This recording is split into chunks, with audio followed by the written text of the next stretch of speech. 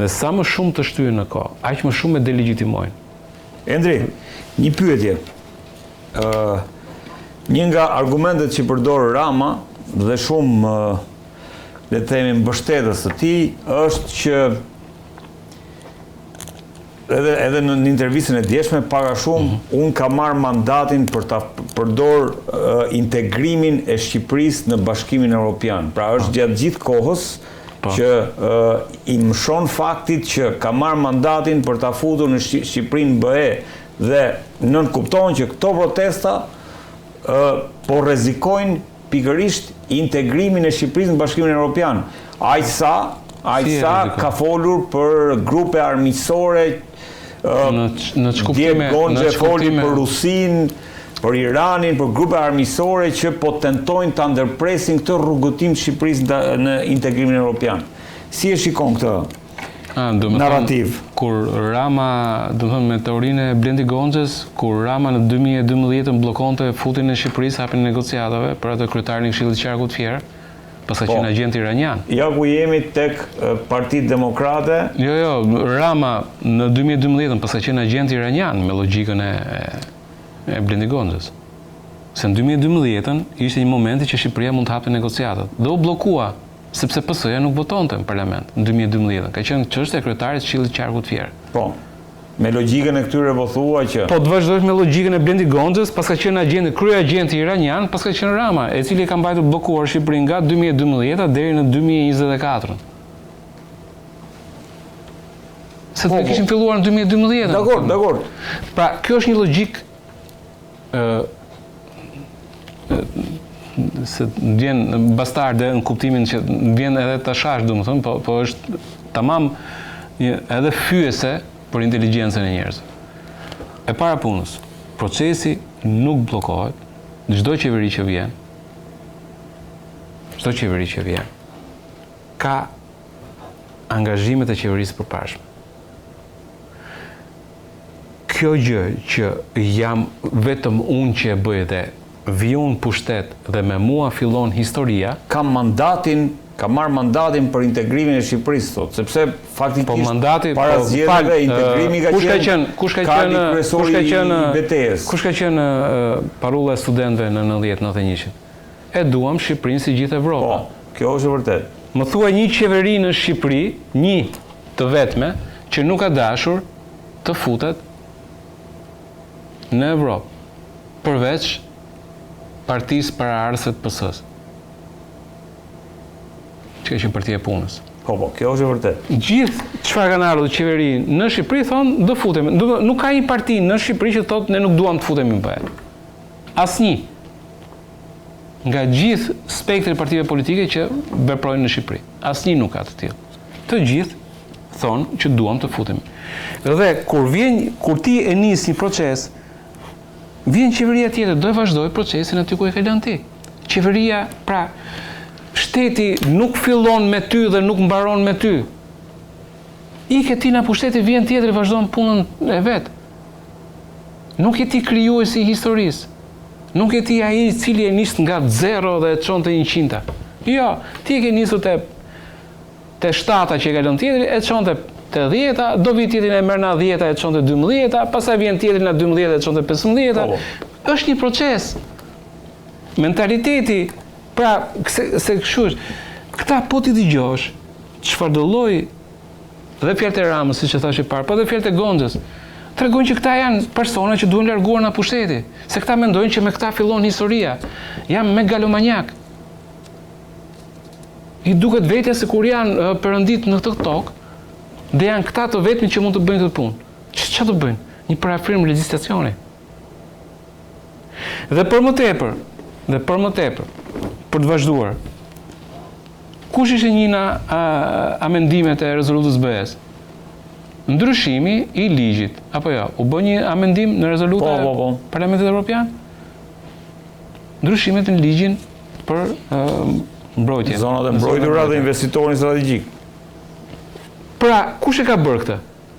E ka bërë PS-ja, e ka bërë Blendi Gonxha, e ka bërë Edi Rama. Pra, ata që pas kanë prishur punë me BE-n, pas kanë qenë pikërisht parlamentarët e PS-s, që kanë bërë këto ndryshime në ligj, që PE thot, këto ndryshime jo. Pra, kush e ka bërë në këtë rast? Bllokimin apo prishjen e ecjes në rritje. Me fakte konkrete e kanë bërë këtë PS-s. Apo jo? Janë faktet mbi tavolinë. Nuk e ka bërë PD, PD s'ka mirator asnjë ligj. Nuk e kanë bërë partitë e tjera të opozitës. I vetmi që ka ecur në kundërshtim me frymën e BE-s ka qenë Edi Rama dhe PS. Është edhe Këshilli i Evropës që ka kërkuar të njëjtën gjë për kapitullin e 17 me këtë. Po, është dhe çështja Balluku. Që ka thënë që kërcënon procesin për MBE. Çështja e imunitetit të zonjës Balluku. Apo ja? Po. E keni parë deklaratën? McAllister ka thënë që është një pikë shumë kritike. Shumë kritike. Në lidhje me... Po kush ka qenë kundër kësaj pike kritike?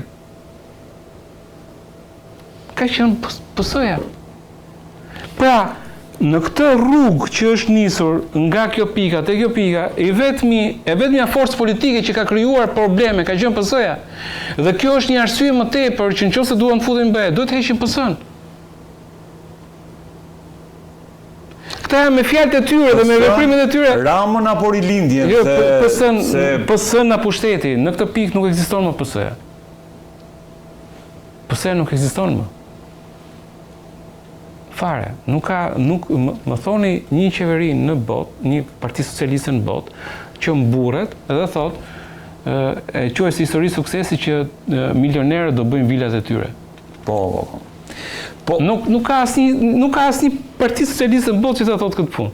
Po Shtetet e Bashkuara, si i shikon këtë histori, Endri? Që ta mbyllim këtë raportin me perëndimin. Për mua Shtetet e Bashkuara në këtë rast kam përshtypjen që e ka kuptuar që Rama, pra është ajo delegjitimimi i Ramës në arenën ndërkombëtare. I ka dhënë efektet e veta edhe në Shtetet e Bashkuara të Amerikës. Po ku e lexojmë këtë? E para një herë tek mesazhi që dhanë për pjesën e non grata të Berishës. Pjesa non grata e Berishës u hoq. Ishte mesazh për Ramën. Pjesa non grata e Berishës. Okej. Siç ishte mesazh politik për kraje për Ramën që u vendos non grata, ashtu dhe heqja është mesazh kundër Ramës. E qartë. Nuk është se po mbështesin Berishën drejt për të ardhur në pushtet, po dha një mesazh që ajo gjë që është bërë nuk ka filluar të përdoret kjo Endri, një kandidat për senator në Georgia ka përmendur pikërisht këtë situatë, Ossoff më duket ka përmendur pikërisht rastin e Shqipërisë, Zvërnecit në raport me Kushnerin dhe Ivanka Trump. Sepse në Zvërnec, që ta sqarojmë edhe një herë, nuk ka dorë Kushner në Zvërnec. Kushner ka dorë në çështjen e Sazanit, që për mua, çështja e Sazanit është aferë korruptive. E kam thënë, nëse doje që Sazanin t'ia jepje një kompanie për ta zhvilluar, hap tender ndërkombëtar. Është ligj, është parim. Hap një tender, merr oferta dhe zgjidh kush është më avantazhuesja, domethënë ajo që t'jep më shumë avantazh. Tender ndërkombëtar. Sazanin dua ta bëj port turistik, dua ta bëj zonë turistike. Hap një tender ndërkombëtar. Ja me qindra kompani në botë që mund ta bëjnë këtë punë. Nuk mund të shkosh në Sazan dhe të thuash, ti je filani, çketi se lidhemi bashkë dhe pastaj të japun ty Sazanit. Është aferë korruptive për mua Sazani. E qartë. Por në Zvërnec, Kushner nuk është i përfshirë. Në Zvërnec janë dy personazh që janë sirianë, të cilët ka qelluar që janë investitorë dhe sepse janë në fondin e investimeve të Katarit, i cili është dhe ai, pra në fondin e investimeve të Katarit ka shumë miliarderë aty brenda. Po. Midis tyre janë këta dy vëllezër. Dhe ai fondi i investimeve të Katarit është ai i cili ka ofruar garanci bankare për projektin e Sazanit. Në dy anëtarë të këtij fondi të cilët janë dhe në Zvërnec. Dhe nuk është Kushner në Zvërnec. Fare. Por nga ana e Ramës, edhe nga ana e deputetëve, është thënë, ky është investim amerikan. E ka thënë qartazi që është investim amerikan. Apo ja? Kanë dalë dhe kanë bërë të Zvërnecin. Ndërkohë që e vetmja gjë që mund t'i thuaj investim amerikan ishte fakti që ishte Arturi nga Vlora që jeton në Amerikë, e kupton? e vetëm e gjë amerikane në gjithë të histori ishte turi. Nuk ishte fare çështje amerikane mes. Dhe në momentin kur ti dalin pastaj me ato që dalin nga dosja e përgjimeve SPAK, nga dokumentat që janë sekuestruar në SPAK e tjerë, dhe një histori pastrimi parash, me klanët e drogës, e me të tjere, për gjithë çështja e zvërnesit fillon e qelbet, dhe në media, kur del në media, dhe thot media, kush është në zvërnes, Rama thot është Amerikanët. Media thot, që nga Kushner. Dhe fillon media në botë, është Kushner. Dhe në momentin kur thot është familje Trump, që s'ka lidhje me zvërnesin në këtë rast, sulmet i ha Trumpi. Dhe tashmë Trump thot, pse unë duhet të mbaj kosto për sipër për një gjë që s'kam lidhje. Pra ti po ndyn dhe emrin e Amerikës, e Shtetet Bashkuara të Amerikës dhe Trumpit, po e fut në një çështje në cilën ka para droge, pastrim parash, falsifikim letrash, fonde dyshimta, abuzime pushtetit, ndryshime ligjin jo në përputhje me norma siç do të bërë, korrupsion, gjithë e ka këtë çështje. Dhe ti po fut këtu dhe emrin, pra ti po e bën baltën tënde për të justifikuar veten tënde, ti fut dhe familjen e Trumpit. Dhe e ndyn. Dhe kjo e bën që për mendimin tim, këtë në Amerikë po e kuptojnë, sidomos ajo që është shefja e kabinetit. Suzy Wiles. Po, e cila nuk është se ka pasur mendim të mirë për Ramën, që më përpara, normalisht është raportuar për këtë gjë. Dhe kjo e ka bërë dhe Shtetet Bashkuara të Amerikës, të cilat janë më, po të situash, t'jem pak më tegra ndaj Ramës, në kuptimin e kësaj, pra nëse i kanë lënë dorë të lirë deri tani, nuk besoj që do i lejnë dorë të lirë. Një mesazh që folëm bashkë, për shembull, ishte pjesa e votimit për zgjedhjen e mandatit të prokurorëve të SPAK-ut. Pra ka qenë një kërkesë e SPAK-ut që t'i zgjidhte mandati, PS-ja ka qenë gjithmonë kundër që t'i zgjidhte mandati. Tani po duket sikur është pro që t'i zgjidhte mandati. Po, ishte pra duket që është një presion. Sot, po. Duket që është një presion nga ndërkombëtarët, presion shumë i fortë. Sepse PS-ja nuk do donte që të kishte po të njëjtë prokuror që kanë plasur brenda gjysmën e qeverisë, domethënë. Nuk do donte të kishte po të njëjtë prokuror që t'i ripërtëritej mandati. Donte që ti vinte prokuror tjerë. Ja, kemi Ulsi Manjën sot. Pra, duket që ka një presion shumë të fortë që ka ardhur nga jashtë për këtë çështje. Dhe dy, SPAK-u, unë e shikoj, e kam thënë gjithmonë, është mekanizëm i amerikanëve dhe i europianëve. SPAK. Nuk është mekanizëm i shqiptar. Po. Dakor. Dhe fakti që këta kanë qenë jo kundër të tjerë, pra njëna gjëra që kanë bërë për shumë për SPAK-un ka qenë që mos të raportojmë në parlament, po të raportojnë Komisionin e Ligjeve, duke ka qenë periudha e artë e Ramës që mund të bënte çfarë të donte. Tani ka ikur kjo periudha e artë e Ramës që mund të bënte çfarë donte. Ky ndryshim qëndrimi tregon që ka një presion shumë fort në jashtë. Dhe ky presion i fortë në jashtë ka ardhur nga Shtetet Bashkuara të Amerikës. Çka lexohet si? Dhe ka ardhur për shkak të protestave. Protestat kanë ndihmuar dhe SPAK. Protestat. Pra, mos të duket sikur çfarë arriti. Arriti e delegjitimoi.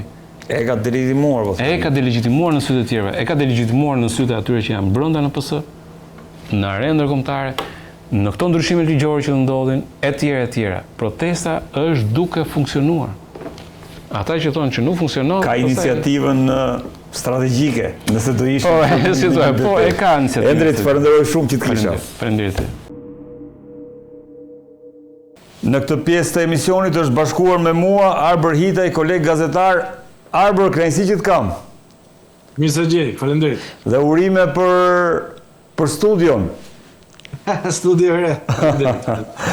Arber, ka patur zhvillime shumë interesante për sa i përket protestës, aksioni politik tashmë ka kaluar nga sheshi dhe bulevardi kryesor dhe xhirot nëpër Tiranë para parlamentit. Të martën ka patur ato ekseset që të gjithë i dim, ndërkohë sërish po dje ka patur një përshkallëzim situatës ku policia sërish ka reaguar me gaz docjellës, me ato sprej, me piper apo dhe me ato botet me ujë. Fillimisht do doja dija si e lexon këtë moment për protestën? Shiko, ti e di, tashmë nuk është më sekret, unë jam të ata njerëz që kam mbështetur që në krye të herës protestën edhe jam një nga ata njerëz që e mbështes ende atë. Por nuk më vjen mirë kur shikoj flamingot, apo i quaj kështu, revolucioni flamingo i cili filloi për një kauzë shumë të drejtë, filloi për çështje që lidhen me mjedisin, zvërnesi, më pas kaloi te çështje politike që gjithashtu i mbështes edhe ato kërkesa, kaloi te problematika që lidhen me korrupsionin, arrogancën, mungesa e llogaridhënies, një sistem tjetër politik. Pra, të gjitha këto ne biem dakord do ishin protestë qytetare, por më duhet ta them, Redi, protesta të tilla nuk, sidomos me këtë dozë kaq të fortë përplasje, nuk i japin të drejtë protestuesve. Pra, të konfrontohesh me policinë, pavarësisht se unë nuk besoj që ishte një dhunë ekstreme, siç është interpretuar nga shumë përfaqësues të maxhorancës, i rrit pikë protestës. Ajo është një protestë qytetare, është një protestë paqësore dhe është një protestë e bukur, është një protestë me flamingo. Flamingot nuk gjuajnë me gur policinë.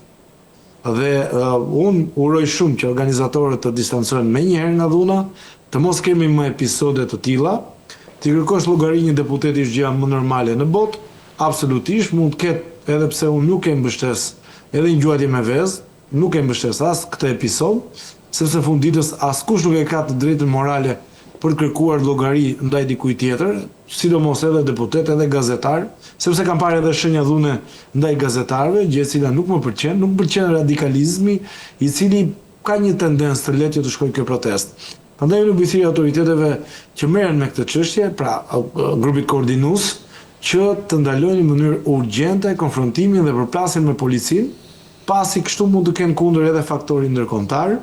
Dje kemi patur një reagim nga ambasada amerikane, pra ishte reagimi i parë ku i bëi thirrje shtetasve të saj që të evitojnë protestën. Pra kjo është një lloj humbje, do ta quaja unë, për protestën, e cila humbi një imazh shumë pozitiv që kishte krijuar tek ndërkombëtarët, të cilët nuk kanë reaguar pothuajse fare. Ndërsa dje u detyruan të reagonin.